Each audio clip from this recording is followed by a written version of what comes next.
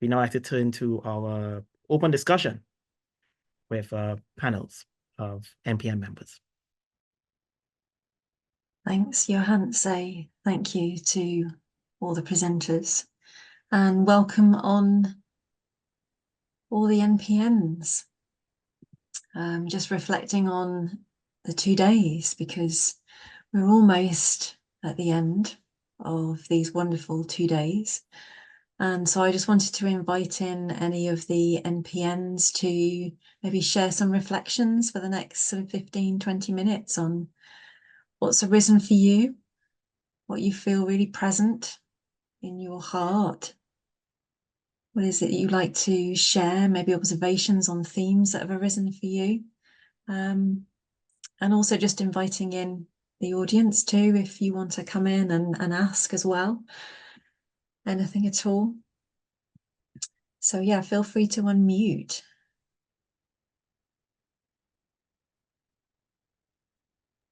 I guess I could start.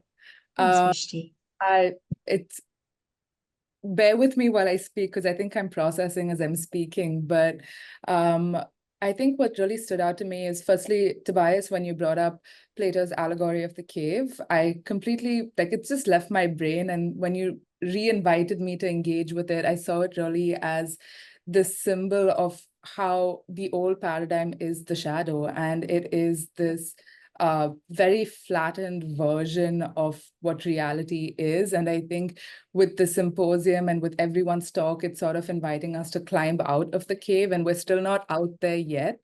And also just inviting in the concept that reality, consciousness, all these incredible topics are just fluid, and it is in that creation and that creativity that we access whatever this new paradigm is, and it is in together that we are doing it. And I think that was incredible. That really stood out to me. So thank you for inviting me to re-engage with the cave as a symbol.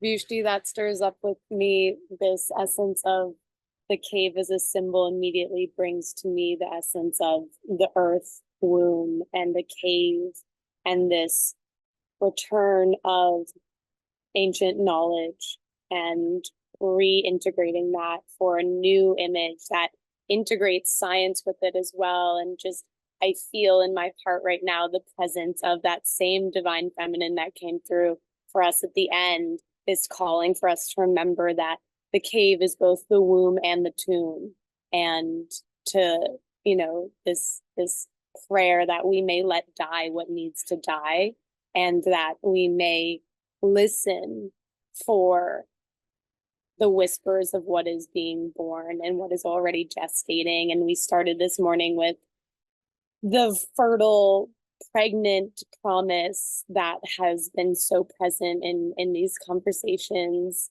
here and in the chat, and it feels very alive right now for me.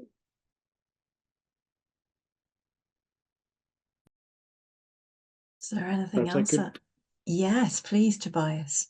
Yeah, I'm so happy that you also picked up on this Plato's allegory of the cave there. I think it's a really, really good illustration that I've thought about a lot as well. And yeah, I think, I mean, we're really in the process now of making this shift. And I think once we start to do that, there's so much more beauty that we can discover in the world. I mean, science is really has been stuck for a long time. So that paradigm is clearly dying, is my experience. And so it's only a matter of time. But the sooner, the better that we can, you know, bring forth this new way of knowing the world. Because it will really radically change how we relate to the world and ourselves. So much for the better, I think. Yeah.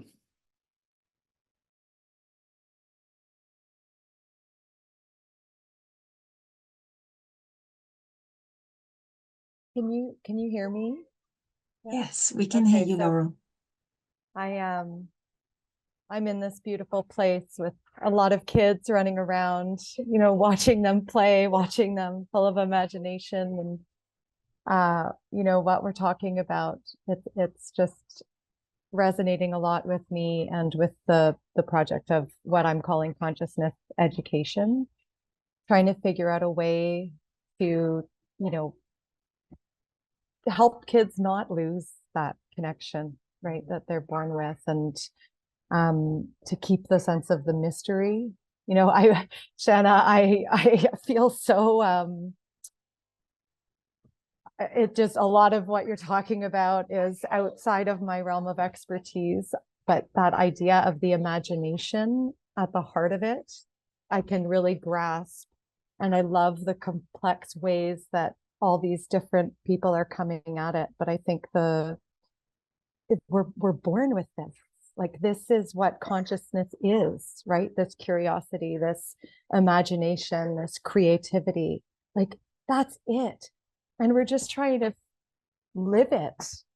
And there's something so beautiful in that, that's just so inspiring. And it's kind of sad how far we have moved away from it as we get older and in our culture.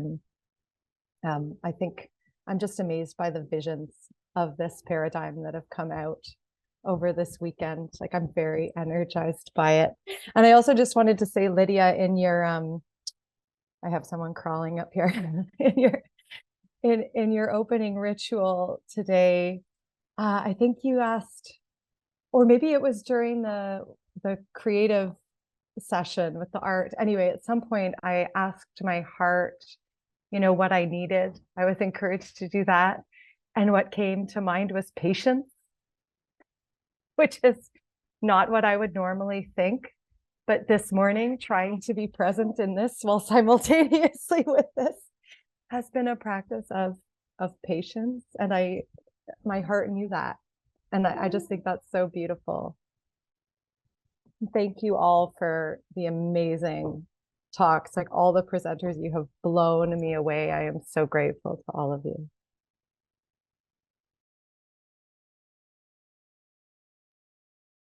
Thank you so much, Coral, for sharing that and for just mirroring the truth of why I use that practice and why it's such a part of the rituals and practices I facilitate, is because our body, such a part of the new paradigm for me is that, and what we see unfolding is that our body, every organ, every cell of our body has such intelligence and such wisdom. And I was just having a conversation after my moon circle last night that feels present with this essence of what you've shared about trying to touch that mystery again and trying to get back to a certain state. And I really feel like the reason, and part of my work and my vision of a new paradigm, is why do we meditate? Why do we do yoga? Why do we do the practices? Why do people do what they do with me? And it's not just to feel calm. It's not just to feel peace. It's for the shedding, so that we may not have to try so hard, so that we may just be with the imagination that always is present, so that we may shed the layers of conditionings that we have that hopefully this next generation won't have so much. And I feel it's so important, especially in the West, when we don't have, and we're in the process of reconnecting the ancient roots of where the overarching Christian Eurocentric Western ideologies come from, and what some of those indigenous and ancient roots are.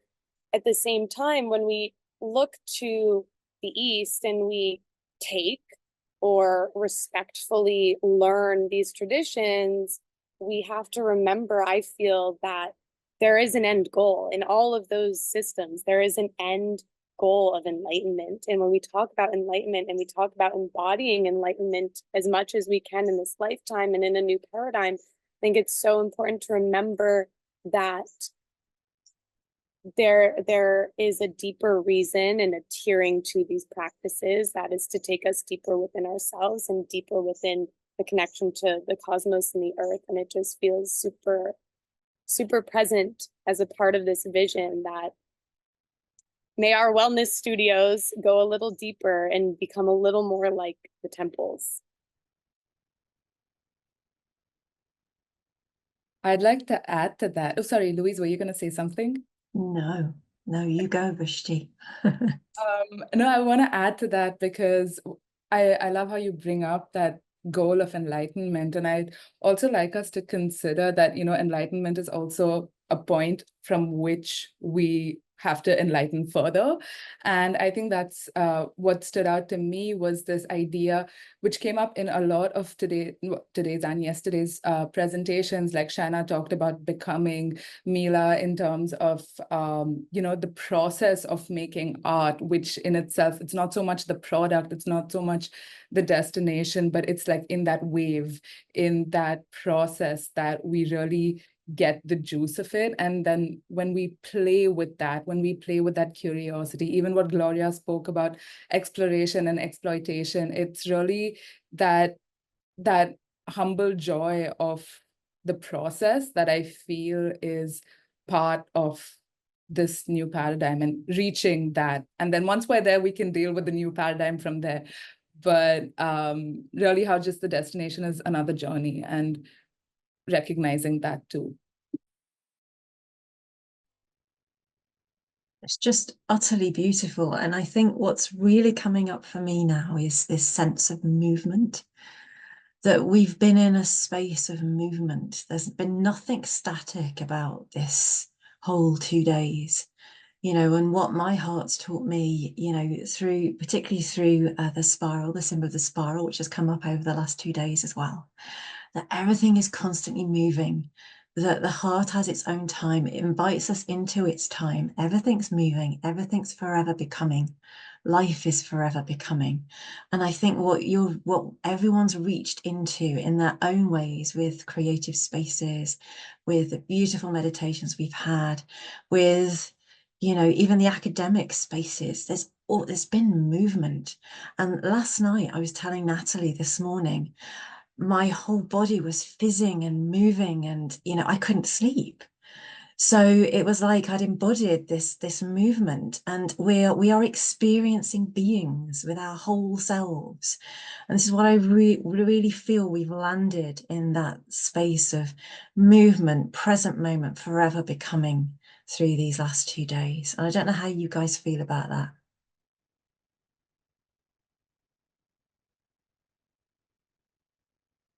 I felt that in my body, Louise. I'm still feeling it. I think it's just very inspiring to see the work that so many of the younger generation are currently doing. And I think, the only way is upward. We just have to keep on going and keep on communicating the results of our work, as well as just, being present for those in our circles, so that they can also have this paradigm shift progressively. So as we also make our progress to grow towards a point of enlightenment, when, of course, the journey is what matters. Yeah, thanks, Johan. Saying, Thomas, you have your hand up. Welcome. Hello. I just wanted to share a gift with you all as a parting gift, because it's been so moving to be part of this thing. And quite a lot of times the heart has come up. I wrote a poem. I'm also a poet as well as a druid. And I just want to give you a parting gift of a poem. It's called Secret Teachings About the Heart. I don't think we've had enough poetry in this event. That's my only thing. So, Secret Teachings About the Heart, and it's scientific as well as metaphysical. I think you'll enjoy it. The heart varies within itself at a regular rate, encompassing everything, especially the miraculous. It beats 100,000 times a day, 40 million times in 1 year. Life is the recurrence of possibility within a field for dreaming, laid down by grace from a source as yet unfathomed. The Alaya Vijnana, some call it, or spirit. But so far, even the sages have not found out its rhythms. It pumps 2 gallons of blood per minute, 100 gallons per hour. Niagaras of love and blood have gone over the edge with a vast roaring sound through the forms of living beings, passing and swirling into patterns, and we've lost count of the patterns. Even the scholars with their statistics cannot count the opinions of awe, or have lost the meaning amidst the whirlpool of numbers. Like David, gone dancing out of his mind, getting lost in the head count, finding himself suddenly up against the living Lord without a temple. Where does it pump the blood? Through a vascular system 60,000 miles long, 2.5 times the Earth's circumference. Long journeys we've all taken. Going to and fro, we make encounters, losing and loving and winning briefly. We wake up one morning in ecstasy with that warm feeling of having returned home, only to hear whistling shells and cold, hard losses suddenly homing in to bounce us out as alien. It is the first sign of life in the uterus. Everything starts with a movable dawn, the birds' chorus, singing choirs, angels and muses. Even they have breath to sing, and hence hearts. Not cold-blooded, but what colour? Like red wine, Dionysian artificers of heaven, building with good thought blocks, gravelled and smoothed, ashlars, working up to the arch.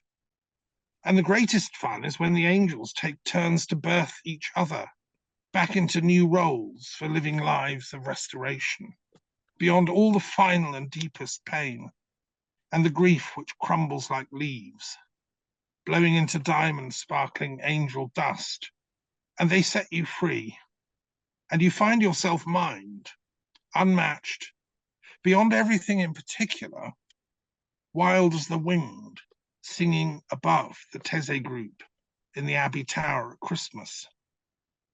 It starts and beats on its own, and keeps beating, even after the brain is dead.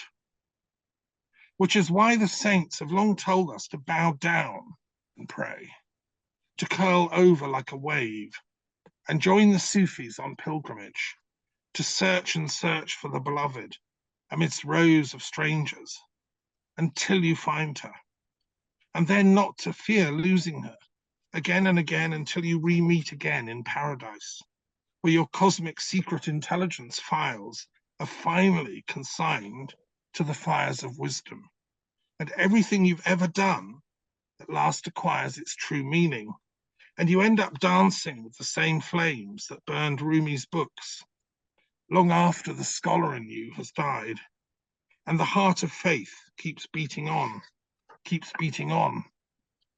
In an adult, it is about the size of a closed fist, which is why those so passionate about living always raise a fist and shake it in defiance against injustice, as a symbol of struggle, as a simple red rose of bliss, a working of truth. So keep shaking and holding up. Keep your fingers working together in a simple system of loyalty with your friends whom you most trust. Make a secret cell, staying true to the innermost messages from the heart's secret teachings. And the eternal revolution of love, it will come. It will come. Voilà. C'est mon petit poème pour tout le monde. Thank you, Thomas. Merci I'd beaucoup. love to go right Beautiful. into our ritual. Thank you for bringing us there and leading us to this space.